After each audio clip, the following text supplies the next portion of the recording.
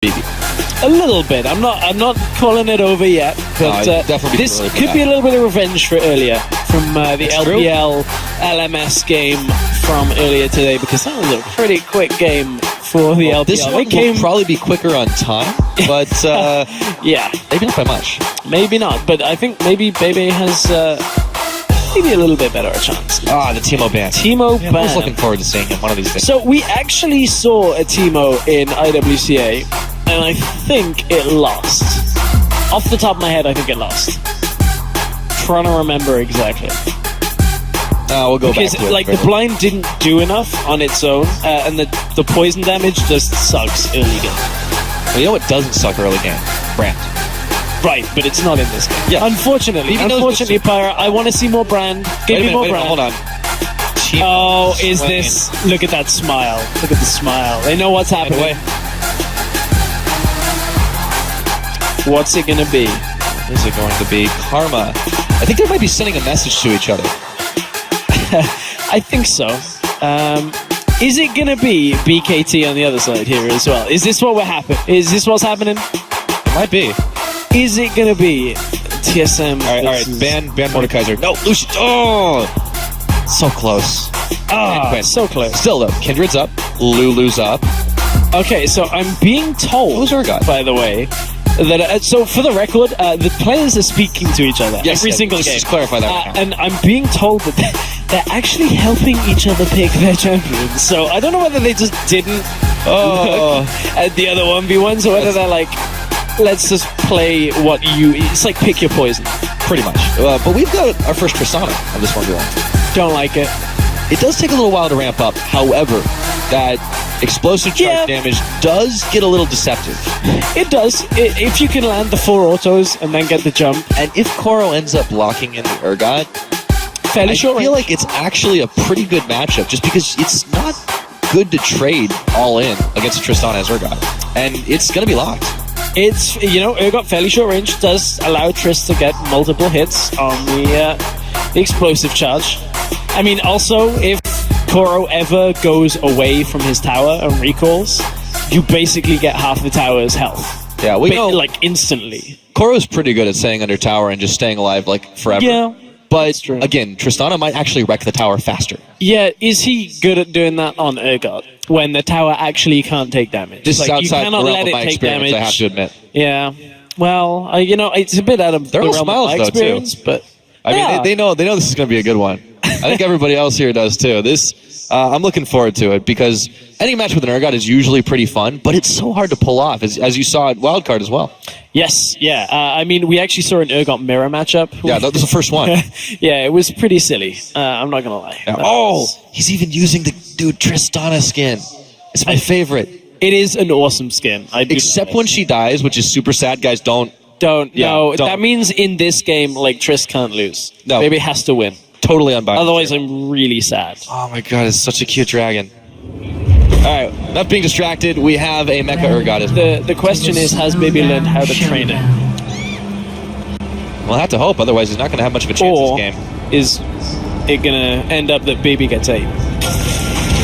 Could be. Starting off, doesn't land the Acid Hunter, but he throws down the early ward there. It starts off with the Corrupting Potion too, worth noting. Won't have as much early damage, and Baby just starts to spam off nice and heavy. Seems like he has trained it, just to spam. Yes. That's a pretty quick dragon.